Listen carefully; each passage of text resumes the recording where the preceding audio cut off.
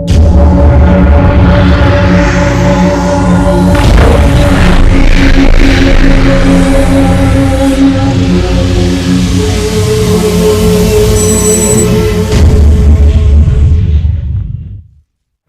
Hind, Jai Bharat to everyone. Students, I hope you all are fit, fine and safe at home.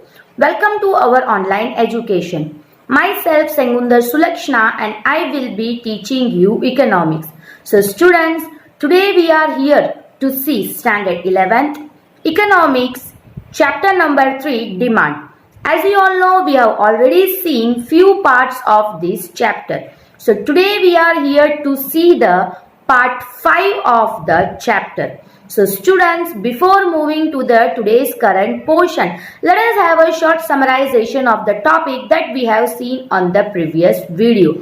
So previously we have seen about the increase and decrease of the demand, and rather than that we have seen about the individual demand and the market demand in a very detailed manner. So students, let us have a short summarization of the topic. What is increase and decrease in demand? First of all, increase and decrease को समझने के लिए increase and decrease का मतलब जब भी demand में price change नहीं होता है, यानी प्राइस फिक्स्ड है, उसके अलावा जो 5 फैक्टर्स है, taste, income, relatable goods price, future expectation and then the last one is the size of the growth, ये 5 फैक्टर में से कोई भी एक फैक्टर, 2 फैक्टर के सारे फैक्टर चेंज होते हैं.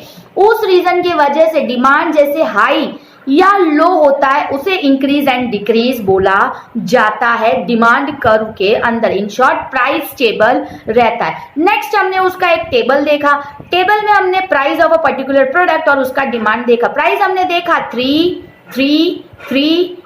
एंड 3, 5 बार 3 लिखा हुआ था. फिर हमने डिमांड देखा 3 में 1, 3 में 2, 3 में 3 में 4 एंड 3 में 5. यहाँ पे हमने एक चीज देखा, प्राइस तो 3 ही है, फिर भी डिमांड 1, 2, 3, 4, 5 इस तरीके से इंक्रीज हो रहा है और वही 5, 4, 3, 2, 1 की तरह डिक्रीज भी देखा जा रहा है. सेम हमने जो एक्सपांशन और कंस्ट्रक्शन में दिया उसी तरीके से सबसे पहले हम 3 को लेंगे और 3 में जो 3 का डिमांड है उसको मिड वैल्यू लेके उसको ऐड कर देंगे. हम ये मान लेंगे कि इनिशियल में जब 3 रुपए था तब उसका डिमांड 3 देखा गया था. फिर हम उसमें से थोड़ा कम करेंगे. कम इन द सेंस जैसे भाव बढ़ता है तो क्या होता है. सो फर्स्ट ऑफ ऑल 3 में से जब 3 रुपीज ही रहा, फिर 3 रुपीज ही रहा, कुछ फैक्टर्स चेंज हुए.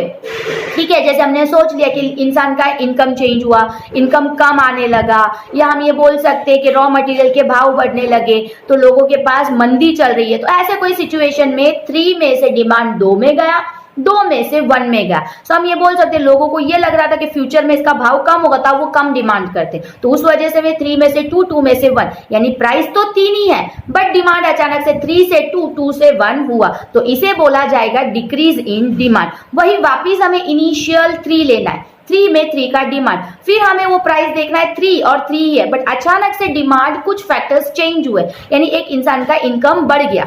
ठीक है, उसे ऐसा लगता है कि फ्यूचर में इसका भाव ज्यादा बढ़ सकता है तो लाओ मैं ले लेती हूँ, ऐसा कोई फैक्टर चेंज हुआ तो 3 में से डिमांड अचानक से 4 हुआ और 4 में से 5 हुआ. इस तरीके से डिमांड जो है इंक्रीज हुआ, उसे बोला जाता है इंक्रीज इन डिमांड. इसमें हमने एक चीज बहुत अच्छी तरीके से देखा कि जो 3 है प्राइस है वो तो चेंज ही नहीं हुआ, फिर भी डिमांड चेंज हो रहा है. तो क्यों हो रहा है, तो अदर फैक्टर्स की वजह से हो रहा है. तो अदर फैक्टर्स में ये हो सकता है कि मैंने जैसे बोला फ्यूचर में भाव बढ़ जाएगा, ये सोच के डिमांड लोगों की बढ़ गई, या कम फ्यूचर में भाव कम हो सकता है, अभी क्यों खरीदो इस करके डिमांड कम भी हो सकता है. इसका शेड्यूल कैसे बनाना है, वाई एक्सिस और एक्स एक्सिस बनाना है, फिर पॉइंट ऑफ ओरिजिन डालना है, फिर प्राइस क्या है, प्राइस कहीं ना कहीं कॉज है तो प्राइस तो वहां रख दिया. कॉज कैसे बोल सकते हैं, क्योंकि प्राइस चलो प्रोडक्ट का चेंज नहीं हुआ तो वो तो अनचेंजेबल है, तो उसको कॉज कैसे बोला जाएगा, जैसे मैंने एक्सप्लेन किया लॉ ऑफ डिमांड में जो है डिपेंडेंट एंड इंडिपेंडेंट दूसरे देखे जाते,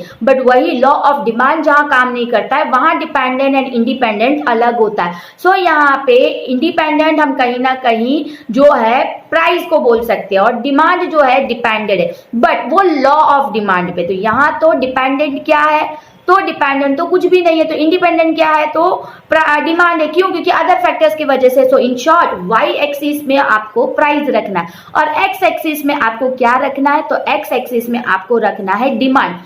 लॉ ऑफ डिमांड में भी प्राइस वाई एक्सिस पे आता है और एक्स एक्सिस पे डिमांड आता है। वही सेम चीज को आपको याद रखना है, वही सेम चीज आप इसमें भी कर दो, ठीक है, एकदम इजी वाला कॉन्सेप्ट यही सेम इसमें कर दो। बाकी में जिसमें चेंज आएगा उसमें मैं आपको चेंज करना सिखा दूंगी। तो यहाँ पे आपने प्राइस रखा और यहाँ आपने डिमांड रखा। सबसे पहले हम उसको एलोकेट करेंगे, 1 2 3 4 5 था तो 6 तक कर देते, ठीक है। फिर यहाँ पे देखेंगे 1 2 3 4 5 6 तक कर देते, 6 तक दोनों में एलोकेट कर दिया। अब प्राइस क्या था, प्राइस के रो में प्राइस क्या, तो 3 था, सब में 3 था, तो हम 3 में एक स्ट्रेट लाइन कर देंगे। 3 में हमने एक स्ट्रेट लाइन कर दिया। अब डिमांड 3 में 1, 3 में 2, 3 में 3, इस तरीके से 3 के लाइन में ही हम डॉट रखते जाएंगे और उसको कनेक्ट कर देंगे। जैसे हमने डॉट रख के उसको कनेक्ट कर दिया यानी डिमांड कर्व तो बन गया। अब उसमें से सबसे पहले इनिशियल 3 में से 3 तो उसको ए करके सर्कल करके रख देना, जो 3 में से 1 उसको सर्कल करके बी, और 3 में से जो 5 था उसको हम करेंगे सी। तो इस तरीके से हमने सर्कल कर दिया। फिर डिमांड 1 D1, ए वाला जो स्लैब है वहां पे ऐसा लाइन करके बोलना है D1 डिमांड 1, ठीक है। फिर बी वाला डिमांड 2, फिर सी वाला डिमांड सी यानी 3। इस तरीके से 1 2 और 3 का हमने रो भी बना दिया, डिमांड का रो भी स्लोप भी बना दिया। अब हमें ये देखना है D1 में से D2 में जब रो जाता है यानी 3 2 1 यानी वो डिक्रीज इन डिमांड, और वही 3 में से D3 में जब जाता है D1 में से D3 में तो वो इंक्रीज, क्योंकि 3 4 5 तो इंक्रीज इन डिमांड माना जाएगा। सो इस तरीके से एक डिमांड कर्व के अंदर जो लेफ्ट हैंड साइड अंदर जाता है उसे क्या बोला जाएगा, तो डिक्रीज। जो राइट हैंड साइड जाता है उसे क्या बोला जाएगा, तो increase. So in this sense we can say that के increase and decrease in demand जो है बहुत ही एक ही डिमांड कर्व में देखा जाता है, बट जब डिमांड बाकी के फैक्टर्स की वजह से कम हो तो उसे डिक्रीज और जब ज्यादा हो तो उसे इंक्रीज बोला जाता है। नेक्स्ट हमने देखा individual demand and market demand. Demand को इकोनॉमिक्स के अंदर पर्टिकुलरली क्लासिफाई करना हो तो डिमांड दो टाइप के होते हैं, एक इंडिविजुअल डिमांड, दूसरा market demand. For example what is individual demand and what is market demand. अगर मैं हूं, मुझे पर्टिकुलरली 5 स्टार खरीदना है तो वो मेरा एक पर्टिकुलर इंडिविजुअल डिमांड हुआ। आपको क्या खरीदना है, डेयरी मिल्क खरीदना, तो वो पर्टिकुलरली आपका इंडिविजुअल डिमांड हुआ। बट मार्केट एक अकेले से चलता नहीं है, आप मैं हर कोई एक ही मार्केट में देखे जाते हैं, तो सारे एग्जिस्टिंग कस्टमर की डिमांड जब इकट्ठा किया जाता है उसे मार्केट डिमांड बोला जाता है। तो यहां तक का टॉपिक रियल में देखा था। So students, I hope that you all have understood the previous portion in a very well manner. So now let us move on with the line to line explanation of the chapter from the PDF in the further video. So students, now let us move on with the today's portion. So today we are going to see the portion of the individual demand and market demands example. Last time हमने individual demand और market demand के बारे में discuss किया था, तो आज हम उसके बारे में एक एग्जाम्पल देखेंगे कि डायग्राम या ग्राफ में उसको कैसे बताया जा सकता है। तो सबसे पहले यहाँ टेबल दिया गया है, so let us move on and see the table in a very detailed manner. So सबसे पहले टेबल में है price of the commodity, second है डिमांड बाय इंडिविजुअल ए नाम का एक इंसान है, उसका डिमांड देखा गया।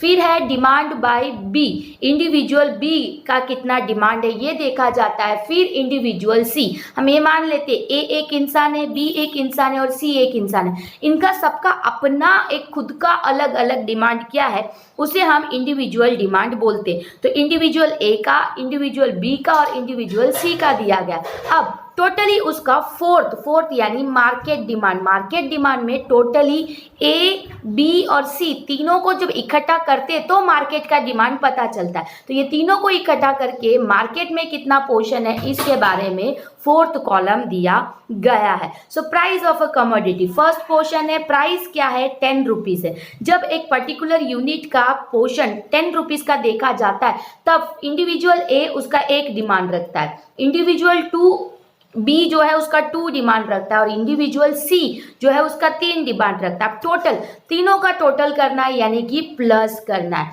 1 + 2 + 3 कितना हुआ तो 6 हुआ।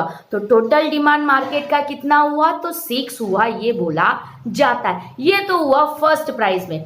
सेकेंड है 8 रुपीज, यानी भाव जब कम होता है। जब भाव कम होता है उस टाइम पे इंडिविजुअल डिमांड जो है ए का वो 2 हो जाता है, यानी कि जो है वो 2 देखा जाता है, और वही बी का जो है वो 3 देखा जाता है और सी का जो है वो 4 देखा जाता है। अगेन टोटल के लिए हमें इस दोनों को प्लस करना है। 2 + 3 + 4 यानी कितना हुआ 9 हुआ। तो टोटल डिमांड 9 हुआ। फिर हमने देखा फिर से जो है 2 रुपीज रेट में कम हो रहा है, प्राइस में कम हो रहा है। 6 रुपीज का जब हुआ तब उस डिमांड का ए जो 1 रुपीज का डिमांड करता था उसका डिमांड बढ़ के 3 हो गया। फिर सामने वाले बी का जो है 4 हुआ और सी का जो है 5 हुआ। अगेन हमें ये तीनों को प्लस करना है। हम ये तीनों को प्लस करेंगे तो क्या आएगा 3 + 4 + 7 + 5 मतलब 12 रुपीज होगा। सो उसको 12 हमने टोटल डिमांड में रख दिया। नेक्स्ट कॉलम है 4 रुपीज। अब 6 रुपीज में से भी 2 रुपए कम हो गए यानी 4 रुपीज में आ गया। तब डिमांड क्या था, तब डिमांड ए का जो है वो 4 देखा गया, बी का जो है 5 देखा गया और सी का जो है 6 देखा गया। अगेन ये तीनों को प्लस करना है। 4 + 5 + 6 यानी कि 15 होता है।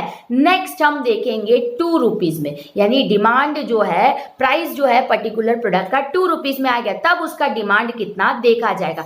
2 रुपीज में ए का डिमांड 5 हुआ, बी का डिमांड 6 हुआ और जो है सी का डिमांड 7 हुआ। अब ये तीनों को फिर से प्लस करेंगे।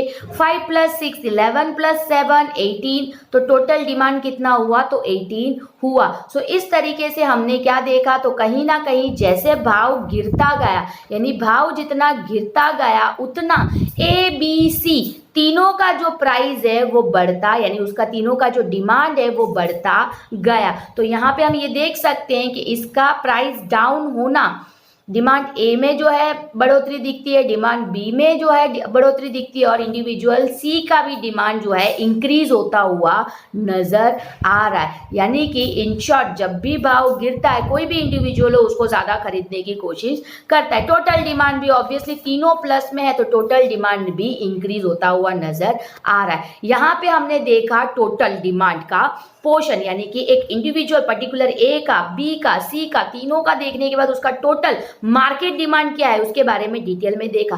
अब हम इसकी डायग्राम देखेंगे, बट डायग्राम में हमें क्या करना है, पहले हम इंडिविजुअल ए का ही डायग्राम देखेंगे। सो पहले हमें इंडिविजुअल डायग्राम बनाना है। So let us see the demand curve of an particular individual A. Individual A का जो डिमांड कर्व है उसको कैसे बनाना है, सबसे पहले यहाँ लिख दिया गया है डिमांड कर्व ऑफ पर्सन ए। तो उसके लिए हमें सबसे पहले क्या करना होगा, सबसे पहले वाई एक्सिस फिर एक्स एक्सिस हमें बनाना है। वो बनाने के बाद पॉइंट ऑफ ओरिजिन लेना है। फिर प्राइस कहाँ आएगा तो y कॉलम में आएगा, तो डिमांड कहाँ आएगा तो x कॉलम में आएगा। सो इस तरीके से हमने y बनाया, फिर x बनाया, ओरिजिन लिया, प्राइस देखा और डिमांड देखा। अब हमें पॉइंट एलोकेट करना है। पॉइंट में डिमांड में क्या आएगा, कितने डिमांड तक देखा गया है तो 6 डिमांड तक। क्यों, लास्ट जो है ए का डिमांड वो क्या है तो 5 है, तो हम एक एक्स्ट्रा लेंगे 1 2 3 4 5 एंड 6। प्राइस हमने क्या देखा 10 रुपीज से 2 रुपीज तक आया, तो हम 2 का गैप रखेंगे, 2 4 6 8 10 एंड 12, एक एक्स्ट्रा लेंगे। यहाँ पे भी एक एक्स्ट्रा हमने लिया और यहाँ पे भी हमें एक एक्स्ट्रा लेना है। लेने के बाद अब हम एलोकेट करेंगे। जब 10 रुपीज था, ठीक है, तब डिमांड कितना था ए का तो 1 था, तो हमने 1 किया, ठीक है। फिर जब 8 रुपीज हुआ तब उसका डिमांड कितना हुआ तो 2 हुआ, तो उसको हमने 2 और 8 के बीच में, जैसे कि ये देखो 10 और 1, 2 और 8 वो दोनों का मिड पॉइंट जो है वो कनेक्ट किया। फिर 6 हुआ तब उसका डिमांड कितना हुआ तो 3 हुआ, ठीक है। वही 4 हुआ तो उसका डिमांड हुआ 4, यानी 4 रुपीज जब हुआ तो उसका डिमांड भी 4 देखा गया। और जब 2 रुपीज हुआ तब उसका डिमांड कितना हुआ 5 में देखा गया। सो इस तरीके से हमने सबसे पहले पॉइंट देख लिया। अब ये पॉइंट को हमें क्या करना है, ज्वाइंट करना है। तो ये क्या हो रहा है, डिमांड इंक्रीज हो रहा है। क्यों? क्योंकि जब ये स्लोपवर्ड में देखा जाता है तो डिमांड इंक्रीज हो रहा है। वही अगर वो यहां से 1 से लेके 5 से लेके यहाँ तक 1 तक नीचे उतरता, यानी कि ऐसा उल्टा उसका डिमांड दिखता, तो वो डिक्रीज हो रहा है, ये माना जाएगा। बट हमें अभी यहाँ कैसा देख रहा है, तो डाउनवर्ड स्लोप में दिख रहा है, तो उसे हम क्या बोलेंगे, तो उसे हम इंक्रीज इन डिमांड बोलेंगे। यानी कि डिमांड तो इंक्रीज हो रहा है, कॉन्स्ट्रैक्ट हो रहा है। कॉन्स्ट्रैक्ट क्यों हो रहा है, एक्सपांशन में देखा जा रहा है। क्यों एक्सपांशन में देखा जा रहा है, क्योंकि डिमांड इंक्रीज होता हुआ नजर आ रहा है, इसलिए एक्सपांशन बोला जाता है। तो ये हुआ डिमांड कर्व ऑफ ए। ठीक है, I hope you all have understood this portion. So अब हम क्या देखेंगे, नेक्स्ट हम देखेंगे डिमांड कर्व ऑफ बी। ठीक है, बी का पर्टिकुलर डिमांड कैसे देखा जाता है, let us see that in a very detailed manner. So demand curve B देखने के लिए भी सेम हमें क्या करना है, सबसे पहले वाई एक्सिस बनाना है, फिर हमें बनाना है एक्स एक्सिस। ये बनाने के बाद हमें क्या करना है, प्राइस एलोकेट करना है और डिमांड एलोकेट करना है। प्राइस में वही चीजें 2, 4, 6, 10, 12 तक हमने एलोकेट किया। अब डिमांड में एक चेंज है, बी का कहां से डिमांड शुरू हुआ था, तो 2 से शुरू हुआ था। लास्ट डिमांड क्या देखा गया था, तो 6। ए से एक ज्यादा यानी कि 5 मतलब 6 था, तो यहाँ पे हम क्या करेंगे, 7 तक अलोकेट करेंगे। 1, 2, 3, 4, 5, 6 एंड 7 तक एलोकेट किया। पॉइंट ऑफ ओरिजिन भी रख दिया। अब हमें क्या करना है, 10 में 2 यानी 10 और 2 के बीच का पॉइंट लेके उसको ए करना है। ठीक है, 8 और 3 के बीच का पॉइंट लेके, जब 8 रुपीज था तब 3 डिमांड था, वैसे ही जब 6 रुपीज हुआ तो उसका डिमांड कितना हुआ, तो 6 हुआ। ठीक है, जब 4 रुपीज हुआ उसका डिमांड कितना हुआ, तो 4 हुआ। जब 2 रुपीज था तब उसका डिमांड कितना हुआ, तो 6 हुआ। तो इस तरीके से 2, 3, 4, 5, 6 हमने ये वाले डिमांड एलोकेट कर दिया। डिमांड जितना था वो एलोकेट करने के बाद हम क्या करेंगे, वो पॉइंट्स को कनेक्ट करेंगे। पॉइंट्स कलेक्ट करने के बाद जो रो बनता है उसे डिमांड कर्व बोला जाता है। डिमांड कर्व किसका है, तो demand curve of person B. Person B का ये डिमांड कर्व देखा गया। अब ये देखो तो ये भी एक्सपांशन हो रहा है, यानी कि नीचे की ओर जा रहा है, डाउनवर्ड स्लोप हुआ तो उसको क्या बोला जाएगा, राइट हैंड साइड अगर कर्व गया तो उसको बोला जाएगा डिमांड कर्व में एक्सपांशन, यानी कि इंक्रीज हुआ। ये हुआ डिमांड कर्व बी की पर्सन। अब let us see the C, individually सबका हम डिटेल में देखेंगे। ठीक है, उसे ही इंडिविजुअल डिमांड बोला जाता है। तो सी का हम देखते हैं। सी में हमें क्या करना है, डिमांड कर्व फॉर पर्सन सी लिखना है। उसके बाद सबसे पहले क्या बनाएंगे, तो वाई एक्सिस। सेकेंड क्या बनाएंगे, तो X axis. Y axis X axis बनाने के बाद प्राइस वाई एक्सिस पे और डिमांड एक्स एक्सिस पे। अगेन हमें सबसे पहले प्राइस अलोकेट करना है। प्राइस क्या था, 2, 4, 6, 8, 10 और 12। अब यहाँ डिमांड में और एक चेंज आया। क्या आया, अब डिमांड जो है पर्टिकुलर पर्सन का कहाँ से देखा गया, तो पर्टिकुलर पर्सन का जो डिमांड है वो कहीं ना कहीं 3 यूनिट से देखा गया है। 1 और 2 यूनिट था ही नहीं, स्टार्टिंग डिमांड ही 3 यूनिट का था और लास्ट डिमांड क्या था, तो 7 था। तो सबसे पहले हमें क्या करना है, 1, 2, 3, 4, 5, 6, 7 और 8 एक एक्स्ट्रा हमें हमेशा की तरह रखना है। ये रखने के बाद 10 यूनिट में फर्स्ट डिमांड कितना था, तो 3 था, तो 3 में हमने ए लगाया। 8 यूनिट में कितना डिमांड था, तो 4 था। ठीक है, 6 यूनिट में कितना डिमांड था, तो 5 था। 4 यूनिट में कितना डिमांड था, तो 6 था। 2 यूनिट में कितना डिमांड था, तो 7 था। ऐसा हमने ये पॉइंट लगा दिया।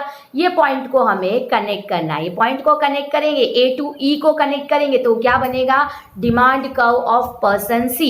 अब इसमें भी डिमांड 3 से लेके 8 तक गया है, यानी कि नीचे की ओर स्लोप देखा गया है, यानी कि डिमांड एक्सपांशन में देखा गया है। क्यों मैं इसको एक्सपांशन बोल रही हूँ, इंक्रीज या डिक्रीज नहीं बोल रही, क्योंकि यहाँ पे प्राइस चेंज हुआ है। प्राइस चेंज होने की वजह से डिमांड में चेंज आया है। अगर प्राइस चेंज होने की वजह से डिमांड में इंक्रीज देखा जाता है तो उसे एक्सपांशन बोला जाता है। ये तो पर्टिकुलर हमने एक एक इंडिविजुअल का देखा।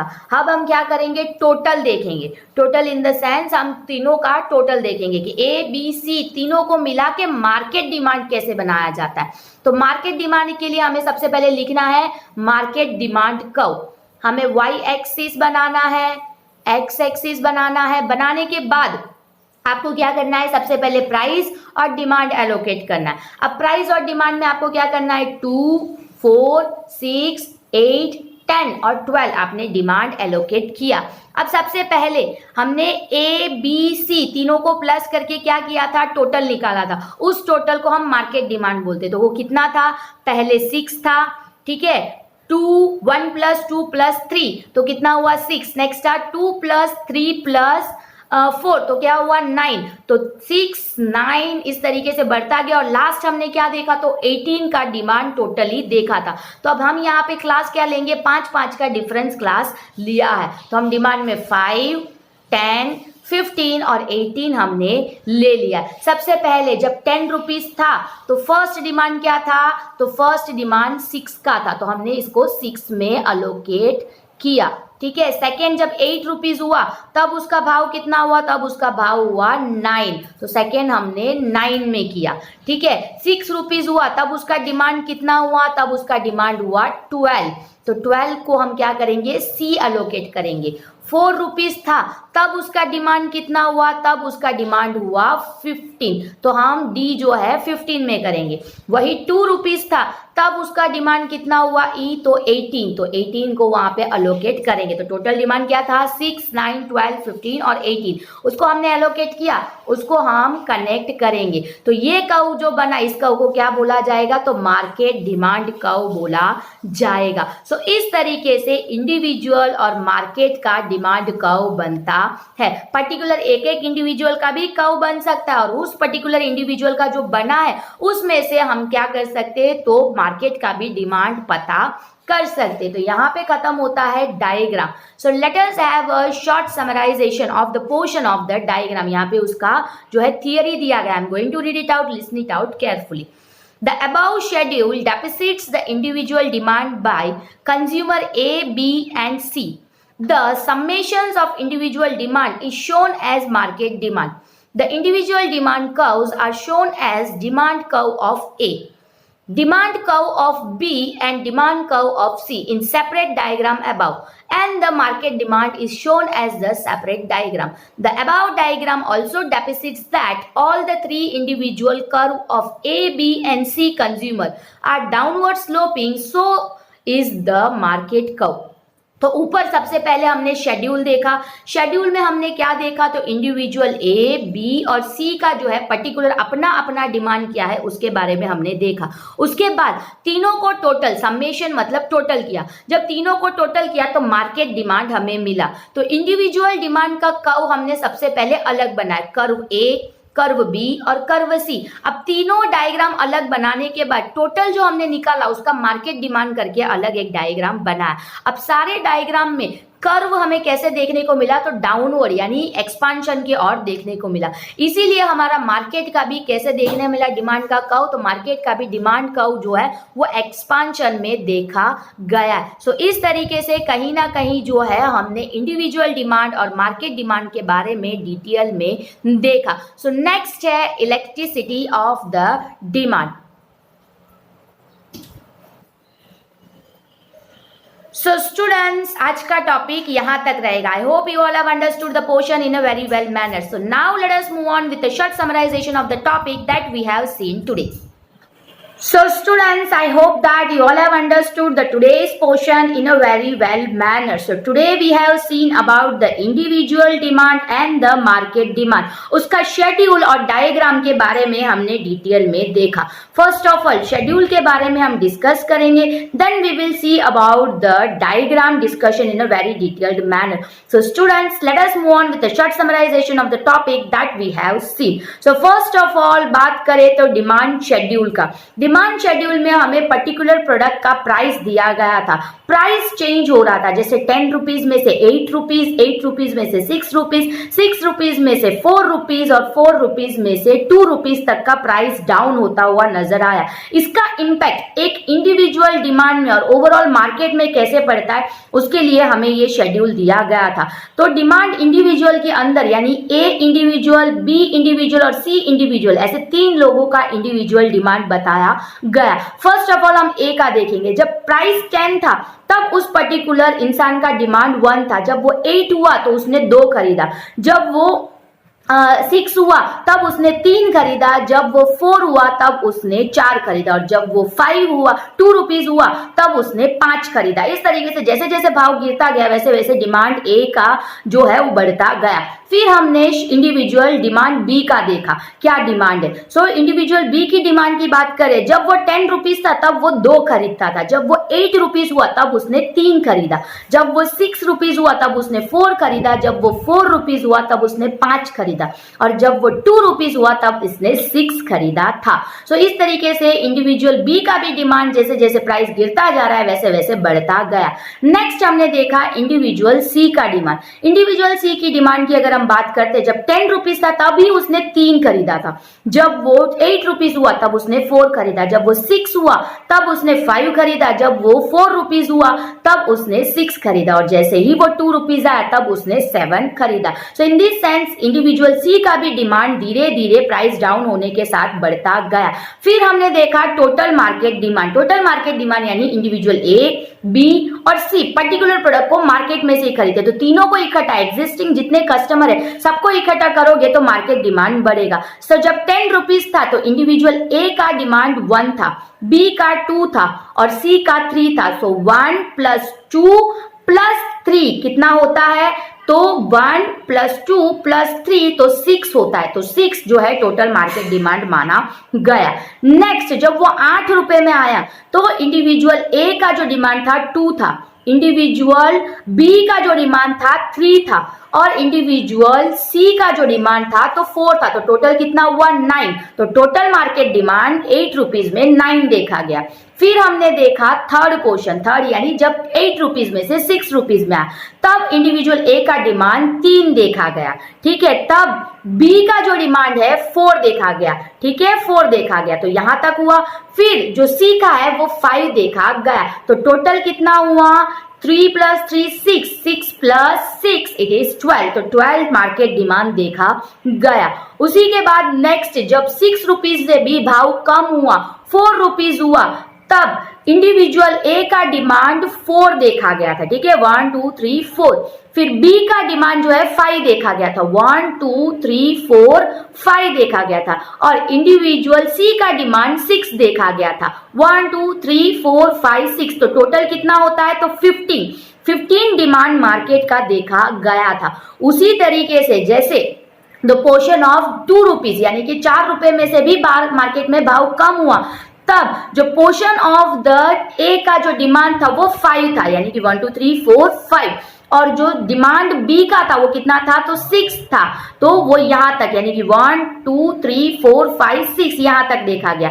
तो सी का कितना था, तो 7 था, 1 2 3 4 5 6 7। तो 15 + 3 तो 18। तो 18 टोटल डिमांड देखा गया था। सो इस तरीके से सबसे पहले हमने शेड्यूल देखा। शेड्यूल देखने के बाद हमने क्या किया, पर्टिकुलर ए बी सी का इंडिविजुअल डायग्राम डिमांड का कर्व बना। फिर उसका जो टोटल हमने देखा उसका डायग्राम बना। डायग्राम बनाने के लिए सबके लिए एक कॉमन पॉइंट, सबसे पहले वाई एक्सिस फिर एक्स एक्सिस। ये बनाने के बाद हमें प्राइस एलोकेट करना है वाई में और डिमांड एलोकेट करना है एक्स में। डिमांड ए का कर्व की बात करें तो 2 rupees 4 rupees 6 rupees 8 rupees and 10 rupees. उसका डिमांड कहां से शुरू हुआ था, तो 1 रुपीज से, और कहां खत्म हुआ, 5 में। तो हम एक एक्स्ट्रा लेंगे 6। तो हमने 6 तक एलोकेट किया, 10 में 1, 8 में 2, ठीक है, 6 में 3, 4 में 4 एंड 2 में 5। फिर उसको कनेक्ट किया तो अब ये जो स्लोप दिख रहा है कैसे दिख रहा है, तो डाउनवर्ड स्लोप यानी कि expansion of the demand. So demand A जो है, डिमांड ए का जो है इंडिविजुअल ए का, वो एक्सपांशन में देखा गया। फिर हमने डिमांड बी का देखा। डिमांड बी में भी हमें वाई एक्सिस बनाना है, एक्स एक्सिस बनाना है, प्राइस एलोकेट करना है, डिमांड एलोकेट करना है। Price same 2 4 6 8 and 10। अब यहाँ पे इसका डिमांड 2 से शुरू हो रहा है, खत्म कहाँ हुआ था, तो 6 में। तो एक पॉइंट एक्स्ट्रा, तो 7 तक, 1 2 3 4 5 6 7 तक हमने एलोकेट कर दिया।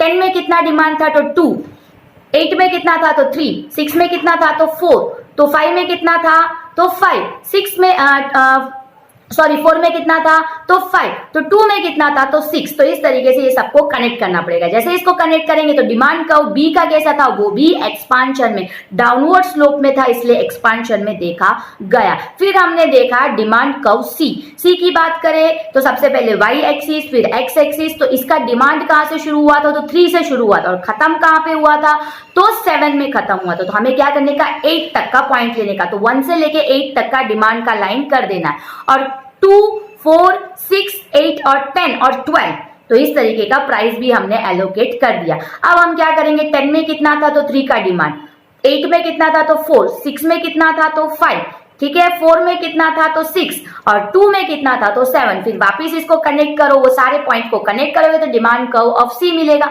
इवन डिमांड कर्व ऑफ सी भी क्या है, स्लैंट स्लोपिंग डाउनवर्ड्स है, इसका मतलब वो भी पॉजिटिव यानी एक्सपांशन में देखा गया। ये तो पर्टिकुलर इंडिविजुअल के डिमांड की बात हुई। फिर हमने देखा मार्केट डिमांड। मार्केट डिमांड क्या था, 6, 9, 12, 15 और 18 देखा गया था। तो हमें सबसे पहले मार्केट डिमांड के लिए कर्व बनाना है। कर्व बनाने के लिए हमें डायग्राम बनाना पड़ेगा। तो वाई एक्सिस और एक्स एक्सिस बनाना है। Y axis, X axis point of the origin, price क्या था वही 2, 4, 6, 8 एंड 10। ये चीजें एलोकेट करने के बाद हमें डिमांड करना, बट यहाँ देखो यहाँ 1, 1 करके हम 20 तक नहीं ले जा सकते, तो हम 2 का गैप ले सकते हैं और 4 का भी ले सकते हैं। यहाँ 5 का लिया है, ठीक है। अगर आप 2 का गैप लेते हो तो अभी कोई प्रॉब्लम नहीं, बट वो बहुत लेंथी हो जाएगा। शॉर्ट में करने के लिए हमने 6 से ही शुरू हो रहा है, तो हमने 5 से लिया, 5, 10, 15 एंड 20, ठीक है। 5 के बाद 10 में कितना था तो 6, 10 में 6 को अलग किया, ठीक है। 8 में कितना था तो 9 था, फिर 6 में कितना था तो 12 था, 4 में कितना था तो 15 था और 2 रुपीज में कितना था तो 18 था। अब ये सारे डॉट को कनेक्ट करेंगे तो डिमांड कर्व दिखेगा। डिमांड कर्व कैसा था, अगेन सारे पोर्शन का स्लोपिंग के था, तो टोटल भी उसका स्लोपिंग यानी एक्सपांशन में ही देखने मिलेगा। सो इस तरीके से हमने डिटेल में individual demand curve and the market demand curve को देखा। So I hope you all have understood the today's portion in a very well manner. Rather than that, I hope that this video was an interesting video for you all. Until the next interesting video is not coming, I hope you all will be fit, fine and safe at home. Until that, Jai Hind and Jai Bharat to everyone.